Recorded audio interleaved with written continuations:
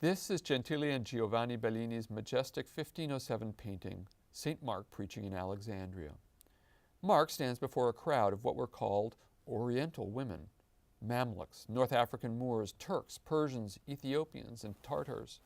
Notice the basilica with its Byzantine domes and glittering mosaics, but it's surrounded by minarets and towers of a different faith. This is a hybrid city, a crossroads of cultures, faiths, and commodities. Many of Bellini's works were set in faraway places and were meant to appeal to a spirit of wanderlust and discovery.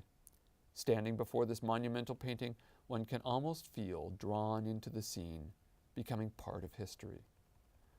This is the fundamental goal of this course, to draw you into other places and distant times, to reconstruct the winding roads to our present, our globalized age.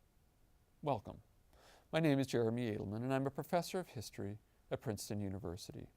And I'm offering a course on the history of the world to last for 12 weeks with 2 lectures per week.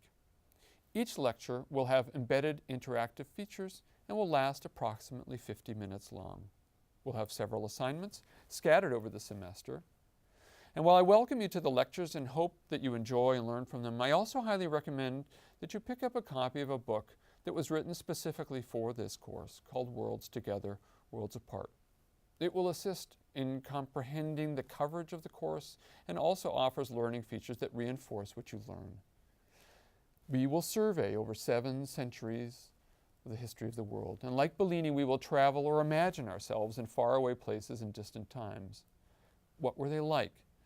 What did the world look like from that time and place? One theme that we will emphasize is that the path to our globalization was varied. There were many roads to the present. Some were surprising, as were some of the factors that contributed to the growing integration of the world's parts. We will look at the role that great conquerors played, starting with the Mongols and the hoofbeats of Genghis Khan's cavalry and chariots. But we will also look at some of the more unsuspected players, the painters, the missionaries, even invisible forces like pathogens and diseases. So we will follow the trails of the macrobial and microbial forces that created the modern world. The course begins in the 14th century and ends with the many shakeups that followed the Mongol invasions.